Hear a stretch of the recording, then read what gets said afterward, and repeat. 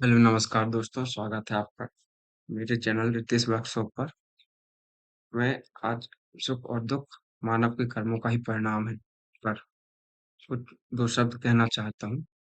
तो मैं समय को व्यर्थ न करते हुए कम समय में टॉपिक पे आता हूँ। सुख और दुख मानव के कर्मों का ही परिणाम है। यह बात बिल्कुल 100% सत्य कही गई है। कहते हैं मनुष्य सुख में प्रसन्न होता है, जबकि दुख में रोता है।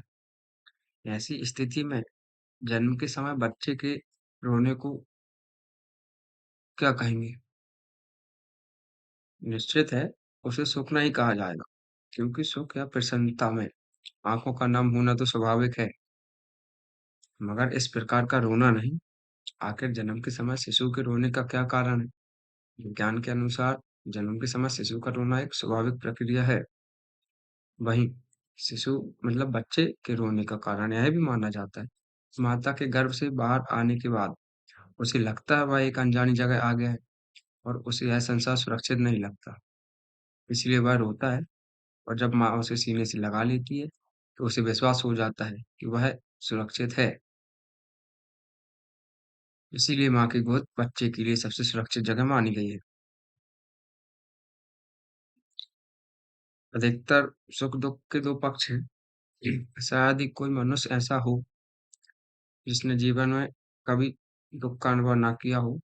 वहीं कोई व्यक्ति ऐसा भी नहीं है जिसने जीवन में एक बार भी सुख ना मिला हो। वास्तव में सुख-दुख की पूर्णता के लिए आवश्यक है। दोनों मनुष्य की शक्ति, सहजता और शिक्षा देते हैं। इसीलिए कहा जाता है कि ना तो दुःख में घबराना चाहिए, ना सुख में इतराना चाहिए। सुख-दुःख तो जीवन की ऊर्जा के आधार हैं। सुख से शांति, पवित्रता और शुभता का संचार होता है, तो दुःख से जीवन के अवश्य सबक मिलते हैं। फिर भी यह किसी विडंबना से कम नहीं कि मनुष्य जीवन में कोई भी कभी भी कोई दुःख नहीं चाहता। वह हमेशा सुखी रहना चाहता है और वह भी अपनी इच्छा या आवश्यकता के अनुसार। महाभारत में वेद व्यास कहते हैं, सुख और दुःख मानव के कर्मों का ही परिणाम है। इसलिए परिणाम को सहजता से स्वीकार करने में ही समझदारी और बुद्धिमत्ता है। जो परिणाम को सहजता से स्वीकार कर लेता है, वह अनेक प्रकार की विसंगतियाँ और मनोविकार से बच जाता है। इसी में जीवन के सुख का सूत्र निहित है।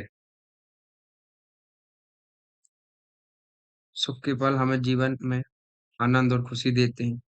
जब हम अपने मनपसंद काम में सफल होते हैं या फिर किसी खास मौके पर अपने साथियों के साथ समय बिताते हैं, तब हम अनुभव करते हैं कि जीवन कितना सुंदर है। जैसे एक सिक्का के 2 पहलू होते हैं, वैसे ही सुख और जीवन का एक हिस्सा है। दुःख के पल हमें समझने और सुधारने का अवसर देते हैं। जब हम दुःख से गुज़रते हैं, तब हमें अपने आप को और भी बेहतर तरीके से समझने का मौका मिलता है। ये दुःख और सुख के आंतरिक मिलन की कहानी है, जहाँ हम सुखों के पलों को और भी अनमोल बना सकते हैं, अगर हम दुःख के पलों से सीख लें। हमारी शक्ति और प्रतिभा का असली परिचय तब होता है, जब हम सुख और दुःख दोनों का सम्मान करें।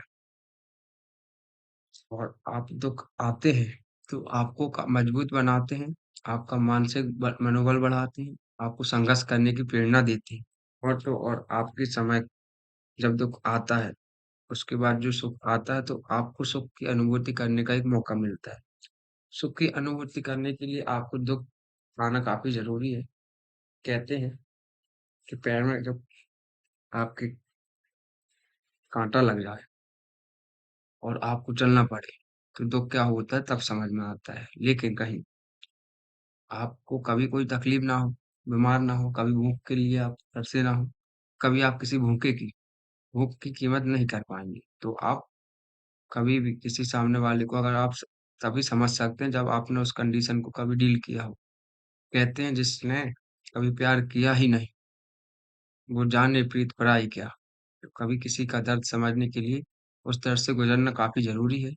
तो इसीलिए हमें किसी भी चीज़ को सुख को प्राप्त करने से पहले दुःख को समझना काफ़ी ज़रूरी है। जिसने कभी दुःख नहीं दुःख को नहीं देखा हो, वो कभी सुख का अनुभव ले भी नहीं सकता है। तो सुख तो बहुत ज़रूरी है जीवन में, लेकिन दुःख पाने के बाद, क्योंकि दुःख हमें बहुत मजबूत बनाता है, आने वाले समय में क्या नहीं करना है, ये चीज़ हमें सिखाकर जाता है। और दुःख के आने से हमारे लिए काफ़ी कुछ सीखने का मौका मिलता है, तो कभी दुःख आए तो घबराना नहीं चाहिए। हमें डटकर समझदारी से उसका सामना करना चाहिए, ताकि हम उस समय पे सीखने का मौका मिल रहा है, तो हम उसको खुशी-खुशी स्वीकार करके उसको एहसास करें, उन चीज़ों के अनुभव को अपने पास सँजो के रखें, जो कि आने वाले समय में जब हमारा सही समय आएगा, तो हम उस सुख की अनुभूति को भी बहुत अच्छे से समझ सकते हैं। तो इसीलिए दोस्तों, जीवन के संघर्ष से भरे सफ़र में सुख और दुःख दोनों को अपनाएँ और हर एक पल को अनमोल बनाएँ, क्योंकि यही है जीवन की असली उड़ान। तो है कि नहीं बताइए? और अगर आपको हमारी वीडियो पसंद आई तो इसे लाइक करें, शेयर करें और हमारे चैनल रितेश वर्कशॉप को सब्सक्राइब करें।